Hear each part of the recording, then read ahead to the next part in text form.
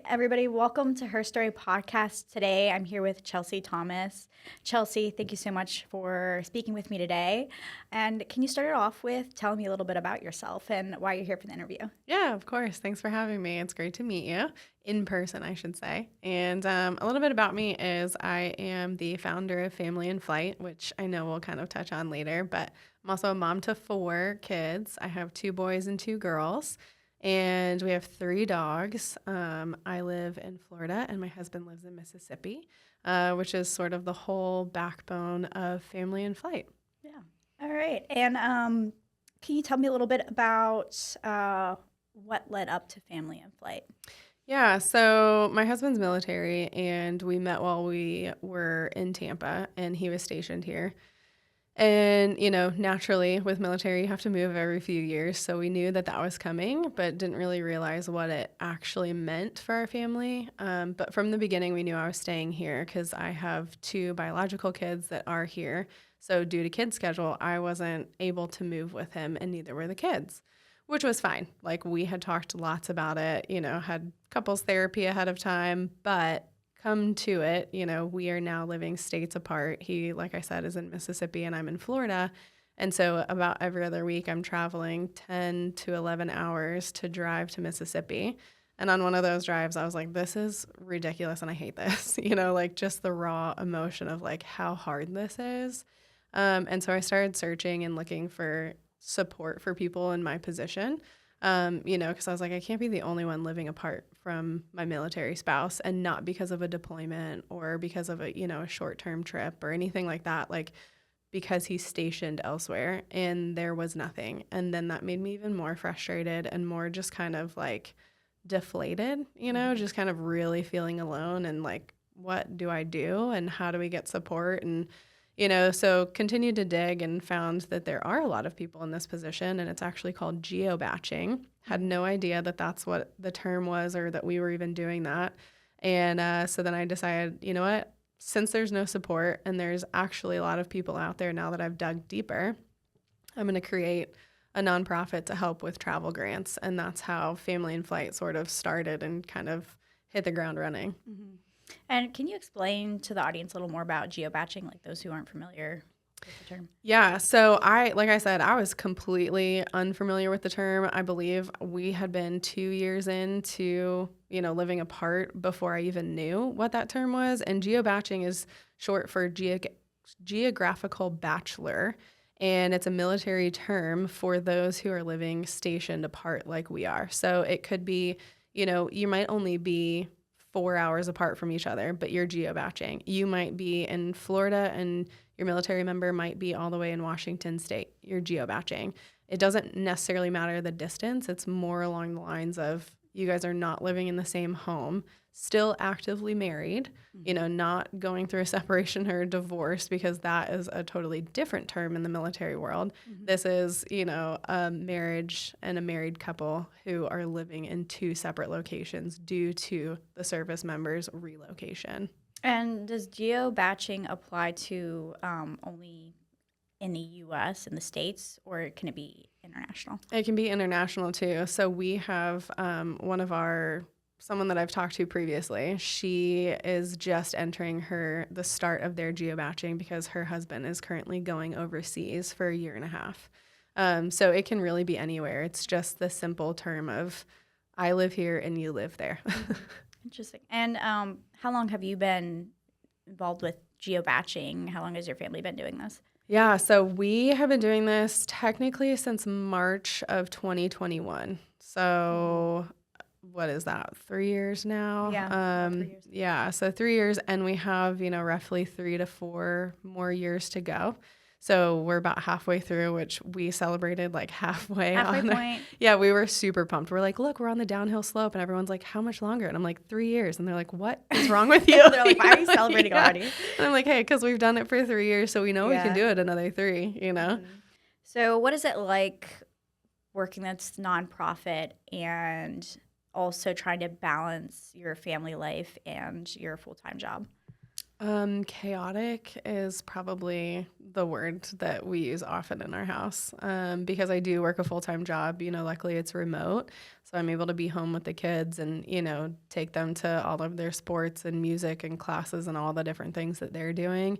And then, it's bedtime, and my husband and I FaceTime every night to make sure that we're still having that connection. But then after the FaceTime call, it's then working on the nonprofit. Mm-hmm. And so, it's late nights, early mornings, weekends. My kids know Saturday mornings, mom's working on Family in Flight, because you got to do it in the times that I'm not doing my normal 9 to 5 job, Yeah. because we got to make that a priority, because that's what's paying the bills right now. And geobatching is extremely expensive, so got to keep up with that. And then, Family in Flight just kind of fits in around the kids' schedule and my work schedule. Okay. And has it gotten easier as time has gone on, or is there pros and cons to both? I would say pros and cons to both sides. However, I will say we're in a routine, which has made it easier. So nothing has changed other than I used to fly all the time and now I drive all the time. But, with flights being so expensive, it just doesn't make sense. But the routine is what makes it easier. So my kids know, hey, when you go to dad's, mom's is going to Mississippi, and I pretty much drive, Thursday evenings into Friday mornings type of situation. So again, not interfering with like the work schedule that I have to, uphold. But I wouldn't say necessarily like there hasn't been any aspects of it that has become easier. It's just that the routine has helped it be easy, if that makes sense. Yeah, definitely. Routine definitely helps. And uh, is there any type of was there a community or anything before you started this nonprofit that supported you, or were you kind of on your own? No, completely on my own. So it's been one of those that it's really hard to kind of break through. Like, we're such a niche thing that there's a ton of resources for deployments and, PCSing, and you're moving across country and, or joining a new base. There's all of that support. But when it comes to geobatching, there was nothing. And that's, I think, what found to be so frustrating in this and so heartbreaking, and just like, again, feeling deflated, because I did really feel like I was on my own in the military.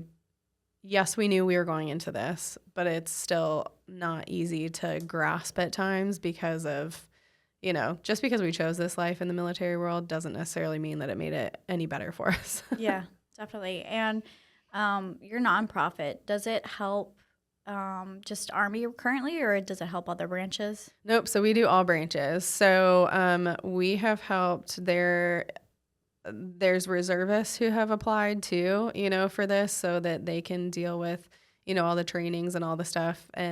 But right now my husband's Air Force. And so that's sort of been where we've started, because that's been like the easiest breakthrough with, the people we know. But no, all branches are welcome to apply for travel grants or attend our monthly support groups that we have, or, reach out. Like, I was just emailing with a lady the other day, and her spouse is Coast Guard. And she was just chatting about how hard it was right now. And I was like, I feel that, like, I resonate very deep with how hard and how much you're struggling being a mom of 2 kids. Hers were a little bit older than mine, but still, like, it's nice to just know that when you email somebody else on the other line actually knows what you're going through. Yeah. And do you remember the moment you came up with this organization? I do. So I was on my way home. It was in Alabama as I was driving, and I was actually, I don't know if I should admit this, but I was on FaceTime with one of my girlfriends. And I was just really honestly venting and really complaining about the whole situation. And I, was almost in tears, being like, I don't want to leave, but then, I want to get back to see my kids too. So there was that internal struggle, but then just being like, I would love to fly.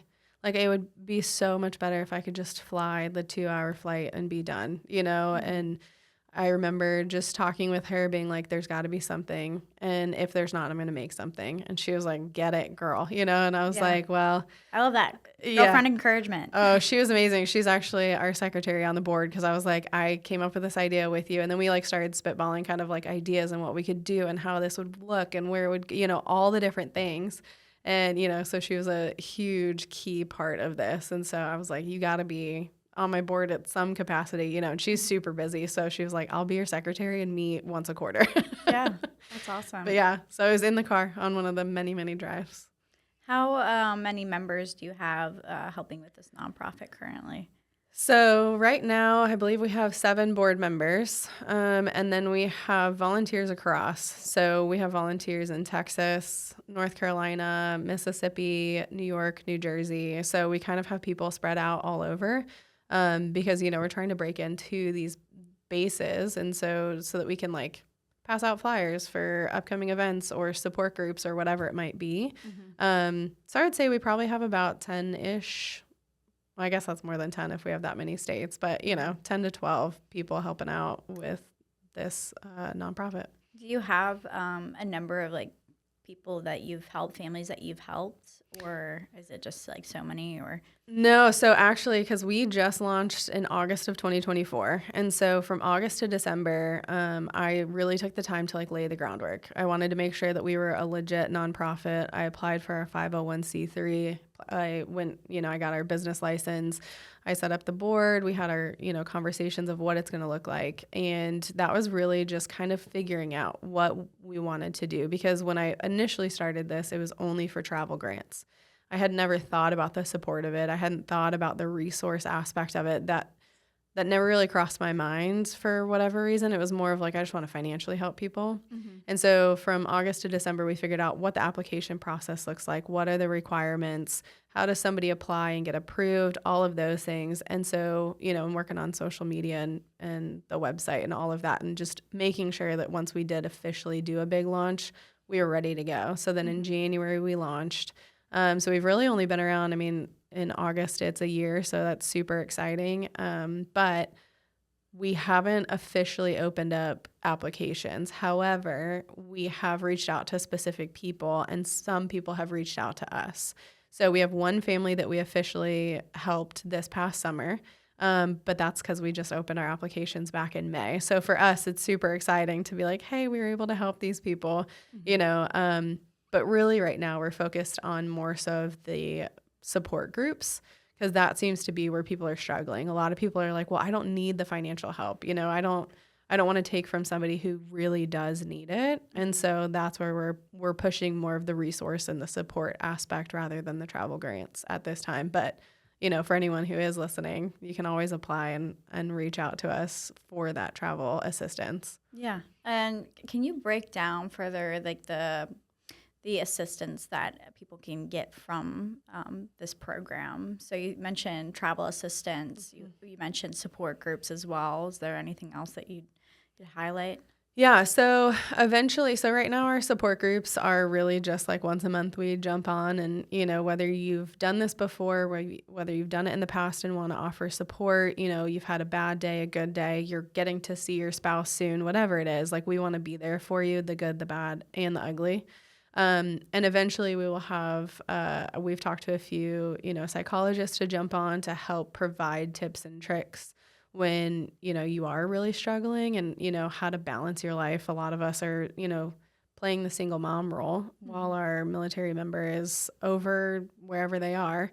You know, so it's just balancing and making sure that we're taking time for our mental health. You know, we've talked to nutritionists. How do we make a quick, easy dinner that's healthy for me and the kids? You know, we've talked to a financial counselor. How can we make our finances stretch a little bit longer? Because, you know, every dollar counts when you're supporting 2 homes.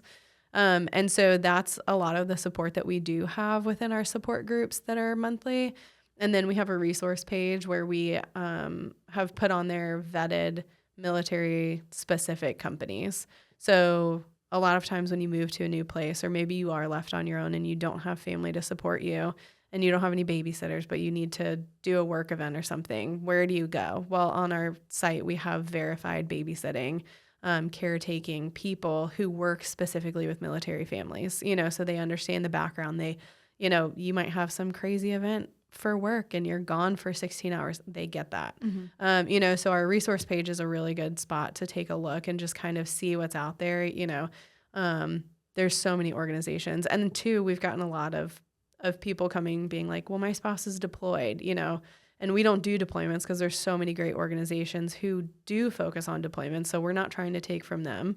We want to encourage you to go. They've already got it settled, figured out. That's not something we're looking to jump into, but they are on our resource page, so it's not just for geobatching. If you just kind of need resources in the military life, like our resource page is a great option to take a look at too. Yeah, so you point them in the right direction if they come to you. Yeah. That's great. And have you had any testimonials from, I know you've only been doing this for a short time officially, and you're not full-fledged launched yet, which is really exciting. When do you think that would take place, the full launch? Our original plan was in the fall. So I would like to think that probably after our next 5K in the fall in October, we'll probably officially open up, because when we do open up, we want to make sure that we can help multiple people instead of opening up one time, getting a bunch of applications, and then only being able to help, one or two of those because of the funds that we have. So ideally, it would be probably November 1st is the ideal date to open up those applications officially. Yeah. And you mentioned a 5K. Can you tell me a little bit about that? Yeah. So we are doing our second 5K for 2025, and it's all virtual. And the reason we do this is so that you can run together with your spouse. So it's an activity that you guys can do, whether you're together physically or you guys are separated. Kids can do it. My two kids, 2 of our 4 did it with us, but we just kind of got together and did like a big group on base and just kind of like ran next to all the planes and stuff. And it was really cool. But it was awesome for those who were separated because they felt like they were doing something with their spouse, even though they weren't physically in the same location. Yeah. So that will be October 25th of 2025. And you just run, walk. I joke, you can dance, skip, hop. Like, I don't really care what you do. It's just like have fun with it. And just bring your community with you. Like, it's a great little event to support, military families. And, if you are geobatching, it's, do it on FaceTime or, call each other after and be like, how'd you do? Or, whatever. So it's just a way for us to try and bring that community together, even though we're so spread out. That's super creative. Is that something you came up with, or is this something that families had done before? No, so I came up with this back in, our first 5K was in April, and I was like, how are we going to get people to do this? Like, there's so many virtual 5Ks. Also, my husband, love him to death, but he was like, what is a virtual 5K? He was like, this sounds like a scam. And I was like, well, no, like, we'll send the t-shirts and do all the things, but, it's, again, so much of our life is virtual. Like, my husband and I, like, we will FaceTime, we will be on the phone, or, like, we've done virtual date nights. Like, everything that we do, if we're not together, is virtual. So why not add a virtual run? And so it's just, I was like, okay, we're going to do a virtual run to bring everyone together apart. Oh, I love that. And it seems like because you have that firsthand experience with going through this with your own family, that you're really able to come up with practical, fun ideas for families to help them get through this time of their lives of being apart. So can you elaborate a little more on how your personal experiences has helped shape your organization and mission? Yeah. So like I said, we've been doing this for 3 years now. So we've had a lot of ups and downs, lots of trials of what works, what doesn't work. And I think for us, really trying to incorporate each other into each other's lives as much as possible. And, like I said, we've done the virtual dates, which is not just a FaceTime. So we have FaceTime calls, I would say pretty much every night, unless he's flying nights or something. And so the virtual date is not just a FaceTime. We have dinner together on FaceTime. We talk about a book that we're reading together. So it's a very intentional time. But it's really cool because we do get to see him more regularly than other families, just because our schedule allows it. But I did do like a poll of our followers and reached out and said, how do you guys stay connected? And the ideas that came in were so great that, we implemented some of them of like a virtual picture frame so that this way, on both sides, he can upload photos of his day. We can upload photos of us and the kids.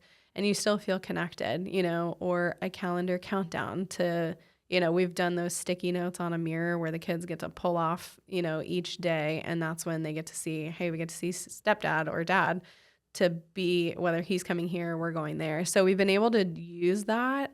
And I've been able to implement that into some of the things, when somebody does reach out and they're like, we're just really struggling, how do we get the kids involved? Okay, cool. Do a movie night, set dad up on the laptop, and you're watching this movie together. Is it the same? No, but the kids still feel like dad's there. They're jumping around, being crazy. And then they get to talk about the movie that they watched afterwards together, and they got to virtually watch a movie with dad. Mm-hmm. So, we've had a lot of these things, and it's just been nice to be able to help others through when they're like, we're feeling like we're stuck. What do we do? Mm-hmm. And you mentioned you have like certified professionals assisting families, like you vet them and you make sure they're certified and make sure it's professional. And do you think that came from a place of like your mom, you want to make sure that whoever is being recommended for your family is like legit? Yeah, and I think too, so with the military, I feel like they can be a really vulnerable community. There's scammers out there for sure. Yeah, and that was very terrifying to me when I jumped in. Like, been a military spouse for a while now, long before this nonprofit was created, but getting into the nonprofit world, that's why I wanted to make sure like we were certified, right? Like that I had the paper trail to prove it, because there's so many people out there.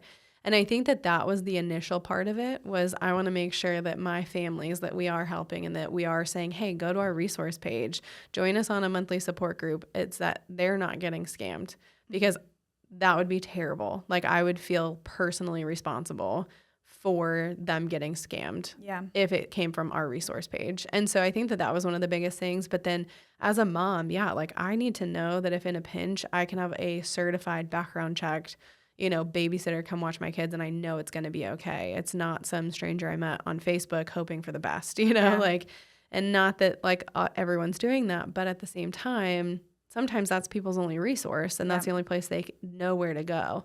And so I think that that's sort of like where our resource page was birthed. And again, that was very much an afterthought after the travel grants, even because, we were so focused on the funds that we were like, well, wait a minute. Like there's a lot of other areas that we can help military families, and not just geo-batching military families, but military families like all around. Mm-hmm. And I've read some articles where they say that there are scammers out there that, or people who claim they're not scammers, but they're scammers. Yeah.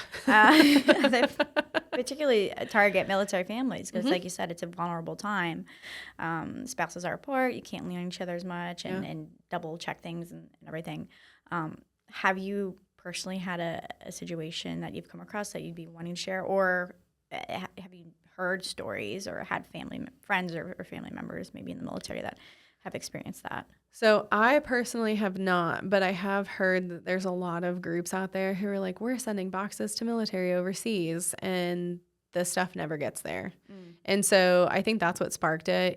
For my actual job, I looked into how can we always try and give back at, one of the conferences that we do. And I was trying to think of things, and it was during a more difficult military time in the world. So we're like, well, maybe let's give back, so we were looking at that like Operation Shoebox or whatever it's called to give back. And a lot of people were recommending other places. And I was like, I have never heard of these. And the more I dug, the more it was like, oh, well, our box, we know never made it. Or, we never saw the stuff we spent. We gave them $5,000 as a company and nothing ever came from it. So then at that point too, like internally, I was like, oh gosh, well, I can't recommend these things to my company to help with. But, that also very much led to, we're going to really vet these people when it comes down to adding them to our resource page, because, again, we weren't personally scammed, but it led to a lot of those stories of, things not making it where they said that they were going to make it to. Yeah.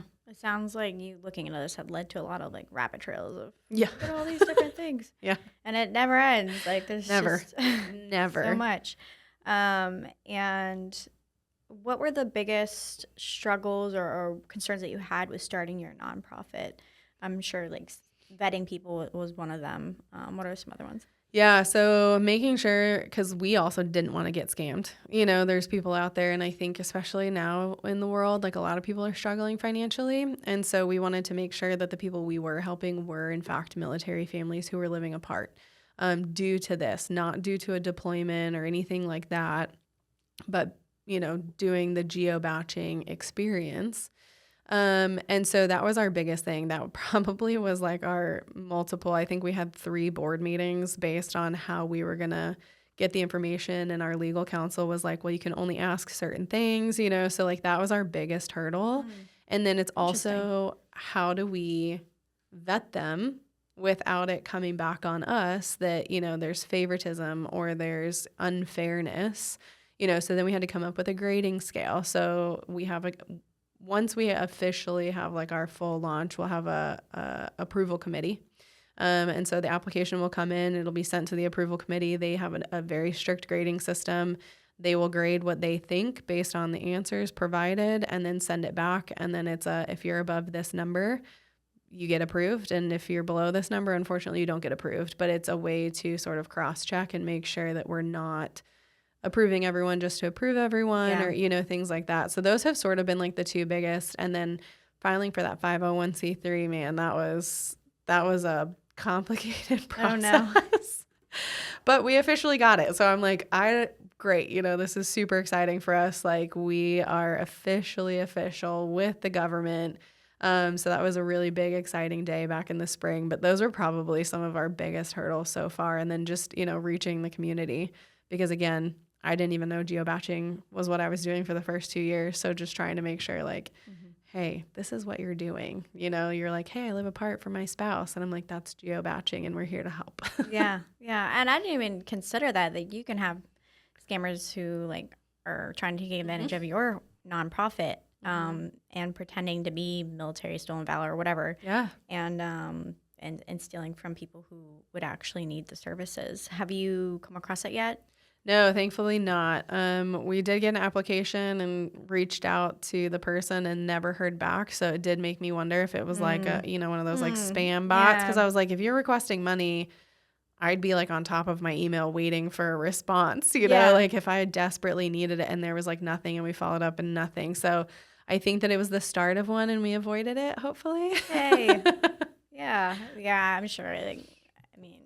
That's crazy. Yeah. And that's the other thing. Like we get so many like AI bot messages within our like chat from our website that I'm like, this is exhausting and a full-time job in itself, Yeah, just avoiding the scams. Yeah. Yeah.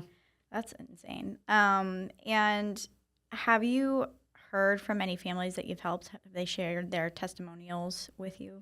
Yeah, actually, we are in the works with Fox News to do a full interview segment with the family that we helped this past summer. So they are located in North Carolina and the spouse is in Mississippi. And so, we connected through the Mississippi side of things, which was great. And we've been able to keep in touch and, support groups and things like that. But yes, they were able to reconnect. They did a really fun trip to Huntsville.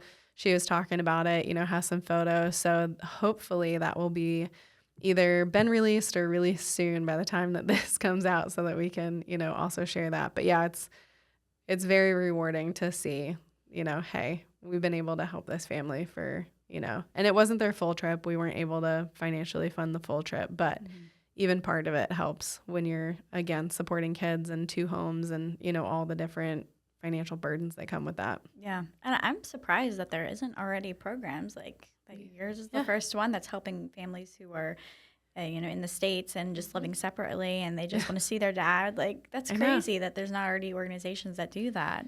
Yeah. And I found out like during my research back when we first launched, because I was trying to like get stats and stuff, is that back in 2018, Blue Star Families and Syracuse University did a study and a survey and found out that 4% of all military families were currently geobatching back in 2018. So I can only assume, Pretty large number. And then if you take just the military amount of people and take 4% of that, like that's big in itself, but I'm sure it's grown since 2018, and I think too, like a lot of it factors in of like, maybe the spouse has a job with certifications and it's not easy for them to move, so they choose to stay here. Or maybe you're only gone for 2 years and they think that's better than moving and buying a new house and doing all the things for 2 years just to come back. Or, kids in high school and they don't want to move them because they play sports and it's potential graduate. Like there's so many different things. And I think that nowadays more people are willing to have that separation and put the work into it, but also be like, this is our priority right now and that's your job. Like they're two different things. And so, I'd love to see some new studies. I haven't found any since. If you come across any, let me know. But yeah, I'm sure the number has grown. It has to. Yeah, I have a sister who's has a military spouse. He's in the Army. He's a chaplain, and they're currently in Hawaii. And with all the craziness going on in the world, he was like, I might send you back to Pennsylvania with your parents to stay there, just because I know you might be safer there than on an island.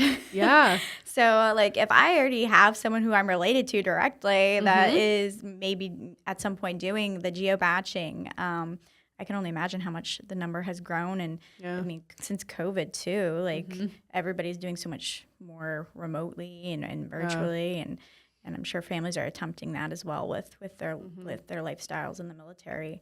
And this organization can be very emotionally charged, especially for you, in hearing everybody's stories and what they're going through. And you're like, I can relate to that so much. How do you balance that? Therapy. Yeah. I have done a lot of therapy over the years, and I'm very transparent about it. I love therapy. I think everybody should be in therapy. But for me, that's what really gets me through, and it's also a supportive spouse. Like my husband is very grateful every time I come up. He makes sure that the house is clean and that I have flowers so that when I come in, I know it's very sweet and I love it so much. But like every time I come in, he knows I'm like cleaning my house with the two of our 4 kids.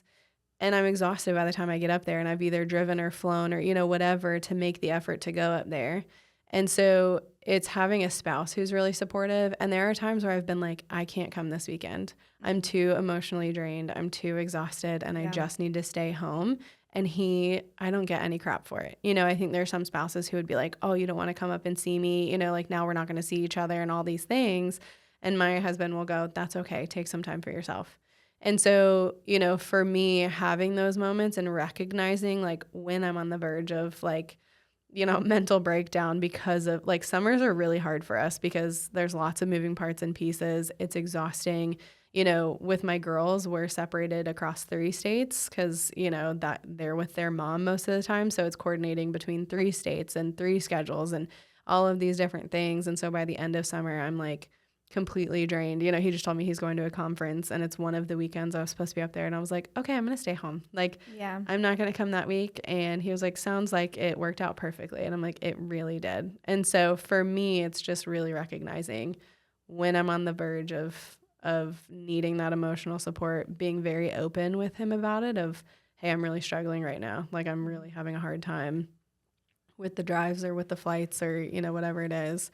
And him being open to hear it too. It works much better when you have a supportive spouse on either side, because it's not easy for him either. We did an interview, our PR manager did an interview with my husband and asked him some tough questions. And, he's like, it's not easy over here. Like you're missing your kids' lives. You're missing your spouse. You don't have that time at night, so like even me being receptive and supportive on his side when he's struggling too is also super important for that balance.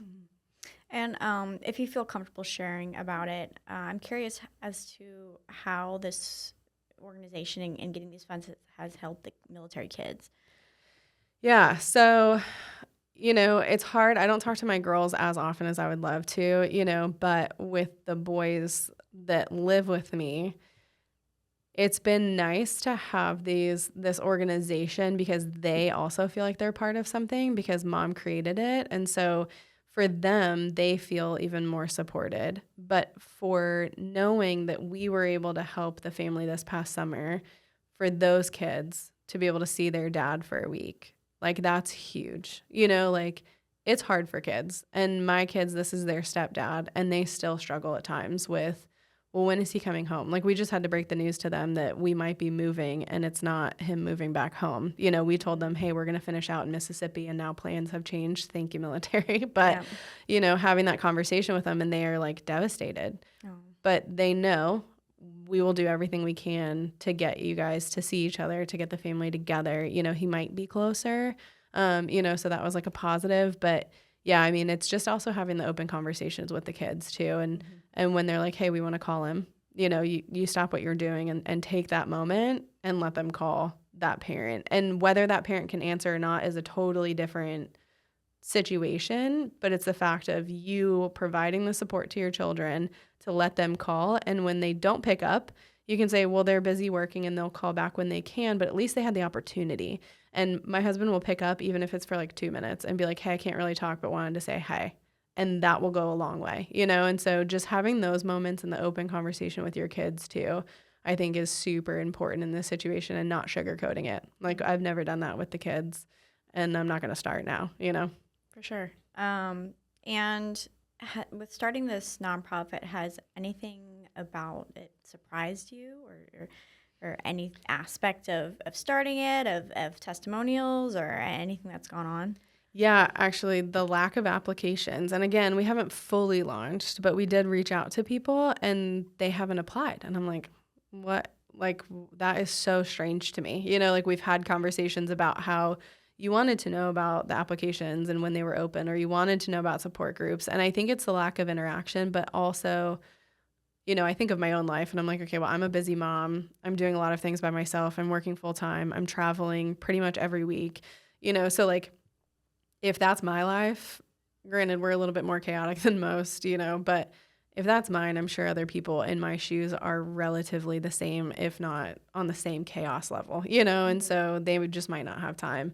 And one of the girls I was talking to, she was like, we're working on the application, but I'm just so drained by the end of the day that like it's exhausting to think about starting the application. And I'm like, that's good to know, you know? So we're doing a focus group this summer, this past summer. And, you know, we're just really trying to figure out like, where's the disconnect and how can we help? Like, what do you actually need? Because I know what I need, but it might be different and we might be only hitting 1% of your needs. So how can we do that? You know, so the results of that are going to be great, and super excited to see how that works. But yeah, I mean, I think the lack of interaction has been the biggest shock, because I was like desperate for support. Yeah.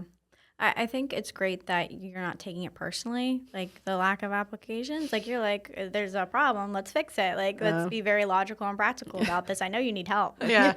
Well, I think that probably helps because I'm in the marketing field in my real job, you know? So I'm like, I know that there's going to be a lack. But yeah, I think also taking that time from August to December to really get things set helped make it where I didn't just go all in and become emotional about it. I think if I would have jumped in fully into all of this and launched everything right away, I think I would be definitely taking it personally.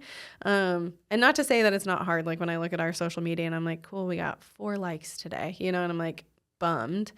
But at the end of the day, I'm like, how often do I go like something? I see it and I'm like, oh, that's cool, but I'm not liking it. So, you know, like, I try and actively do that now. But I also realize that's not what everybody else is doing either.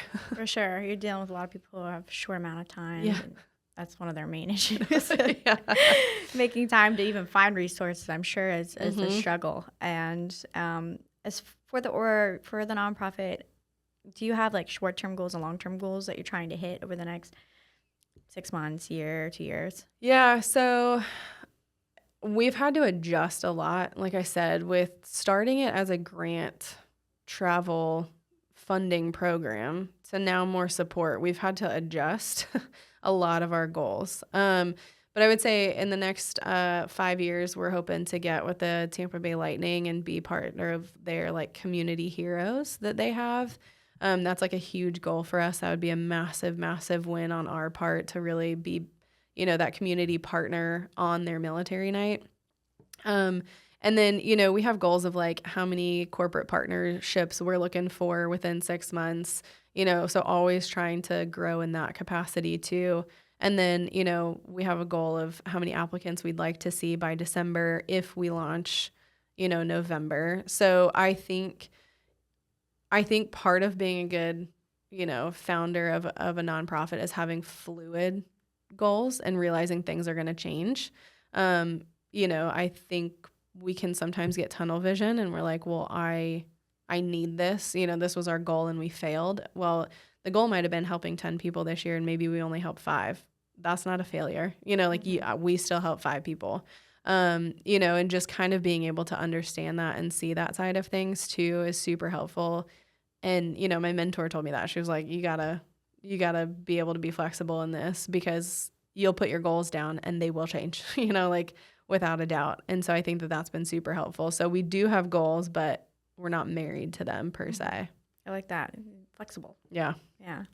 And as far as people who hear about your nonprofit and maybe they're not a family that needs the assistance, but they want to help people who do, and maybe they went through it at one point in their life and they're like, yeah, I want to make sure, I know what it's like not getting that support, but I want to make sure other people can now, since there's an organization that can help facilitate that. How should they reach out? How should they help?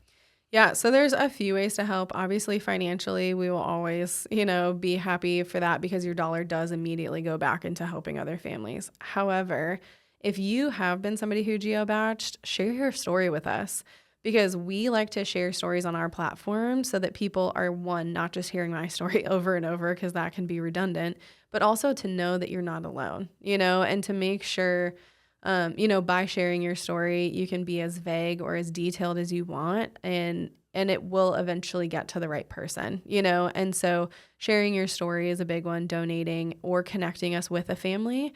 You might have geo-batched in the past and now somebody at your base or a friend of yours or, previous whatever, connect us to them. They might want to join our monthly support group.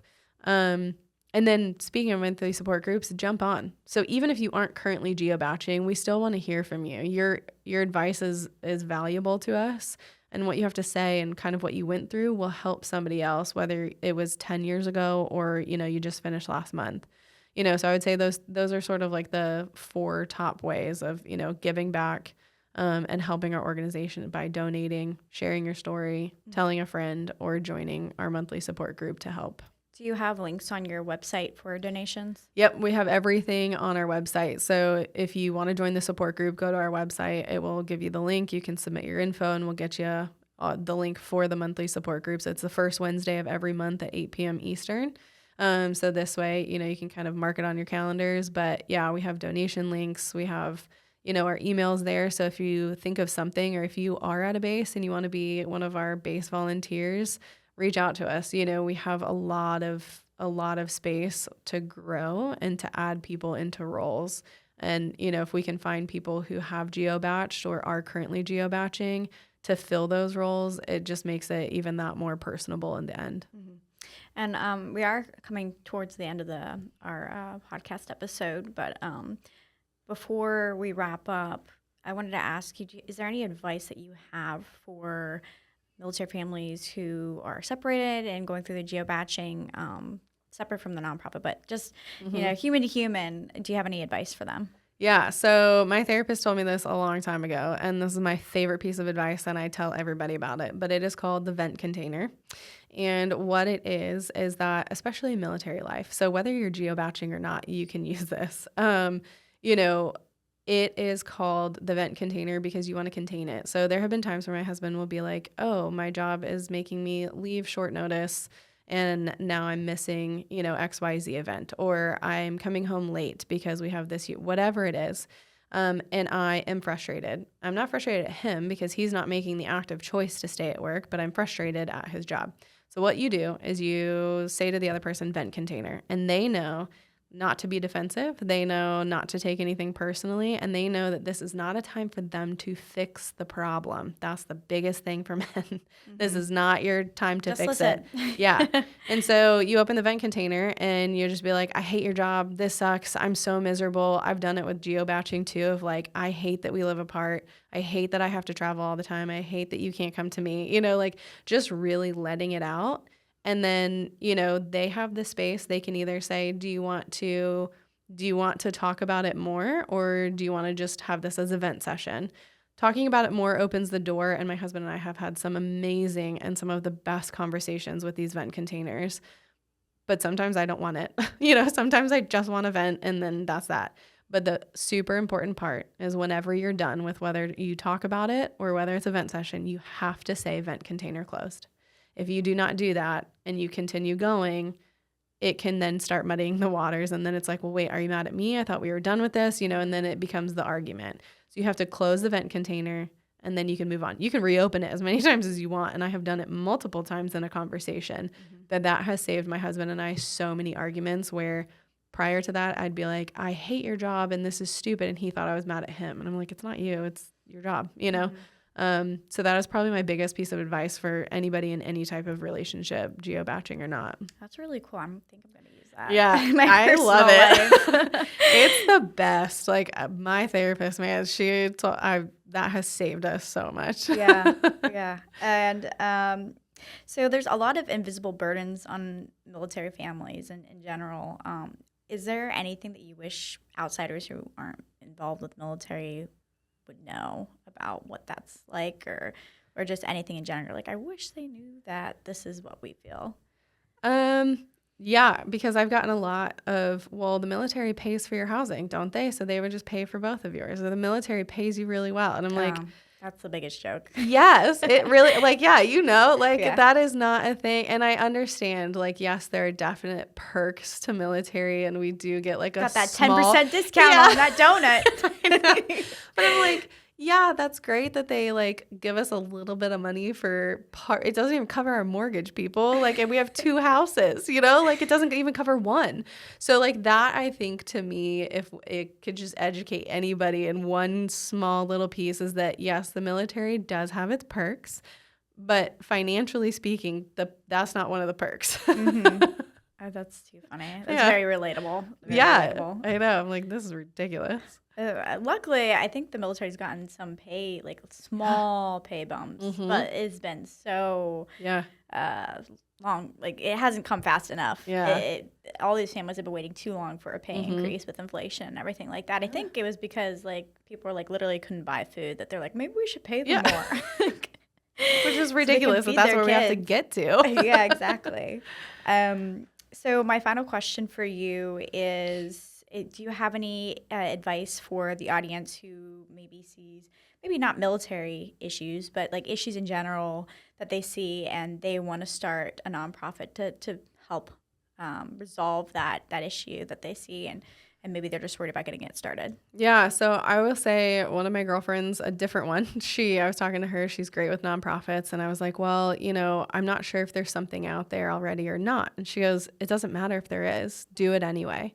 She goes, there's not enough help in the world. And just because there might be 1 or 2 organizations that do currently do what you want to do doesn't mean that you can't start it. And so I would just encourage you, get up and do it. Take your time, though. This isn't an overnight process. That paperwork for the 501c3 is a lot. But reach out to the people around you, and just kind of find that support. But take baby steps and just start. Just tomorrow, file for your LLC. Pick the name and file, and that's step 1. And from there, everything else will slowly start to follow, and you get excited. You're like, hey, I got my LLC. What can I do next? And kind of just snowball. So just go ahead and do it. Just because somebody else might be doing it doesn't necessarily mean that there's not more need for it in the world. Yeah. Well, Chelsea, that's all the time we have. Thank you so much for, again, coming on the show and sharing about your nonprofit and expanding the horizons for other families and the resources that they have. Well, I appreciate you. Thanks for having me and having this awesome conversation to get the word out there. Of course. All right. Thanks. Yeah.